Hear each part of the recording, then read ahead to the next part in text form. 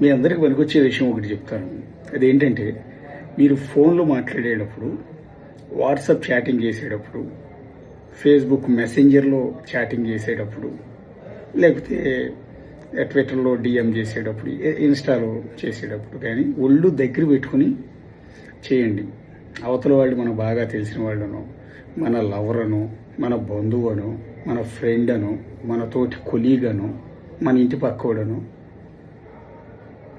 కొంత లీనియస్ తీసుకుని ఎక్స్ట్రా చేస్తూ ఆ చనువుతో ఈ మెసేజ్లు చేసిన, కాల్స్ మాట్లాడిన మొత్తం రికార్డ్ చేసి పడేస్తున్నారు. ప్రతిదీ రికార్డ్ చేసి పడేస్తున్నారు. ఏమాత్రం మీరు ఒళ్ళు దగ్గర పెట్టుకోకపోతే మీ బతుకులు బజారును పడిపోతాయి. ఒక విధంగా బతుకు బస్ స్టాండ్ అయిపోతుంది. కుక్కలు చింపిన విస్తరైపోతుంది. తీరా అల్లరైపోయిన తర్వాత నువ్వు మళ్ళీ వెనక్కి అందామన్నా కూడా సాధ్యం కాని పరిస్థితి ఉంటుంది. ఇవాళ రేపు చూస్తున్నాం కదా, ప్రతి ఇష్యూ మొగుడు మాట్లాడే ఫోన్ని భార్య రికార్డ్ చేస్తుంది, భార్యకి మాట్లాడే కాల్ని భర్త రికార్డ్ చేస్తాడు, ఆ లవర్ మాట్లాడే మాటల్ని అమ్మాయి రికార్డ్ చేస్తాడు, ఆ అమ్మాయి మాట్లాడే మాటల్ని వీళ్ళు రికార్డ్ చేసుకుంటాడు. వీళ్ళిద్దరి మధ్య జరిగిన వాట్సాప్ చాట్ మొత్తం సేవ్ చేసి పెట్టుకుంటారు.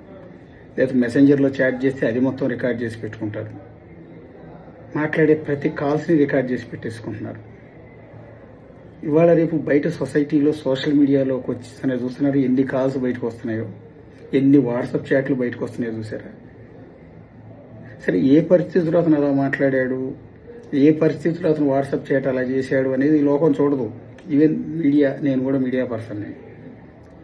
సో వన్స్ వాళ్ళు విక్టిమ్ ప్లేస్లో ఉన్న వాళ్ళు ఈ ఆడియోలు వీడియోలు తీసుకొచ్చి మాకు ఇచ్చేస్తారు, మేము టెలికాస్ట్ చేసేస్తాం. లేదా సోషల్ మీడియాకి ఇచ్చేస్తారు. సోషల్ మీడియాలోకి ఎక్కగానే వీడి కర్మగాలి ఈ అబ్బాయి ఏదో పొలిటికల్ పార్టీ వాడే అవతల పార్టీ వాళ్ళు తగులుకుంటారు. మొత్తం సోషల్ మీడియా నిండా నీ మీద విపరీతమైన మీమ్స్ వచ్చేస్తాయి, భయంకరమైన మీమ్స్ వచ్చేస్తాయి ఈ ఆడియో కాల్స్తో. అరే వీడి పెద్ద రసికుడు, వీడి పెద్ద కసిరాజాను, లేకపోతే ఇంకోటి. అసలు విషయం ఏంటో మనకి